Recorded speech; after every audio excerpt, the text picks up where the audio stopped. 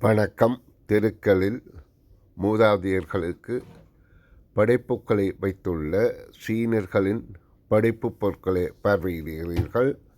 அதில் கோழிறைச்சி, மதுபானங்கள், தின்பண்டங்கள், சிகரெட், அதேபோல் குடிப்பதற்கான மதுபானம், பல வகையான அந்த அவர்கள் உயிரோடு இருந்தபோது பாவித்த அனைத்து பொருட்களும் அங்கே வைக்கப்படுகின்றதை நீங்கள் இங்கே பார்வையிடுகிறீர்கள்.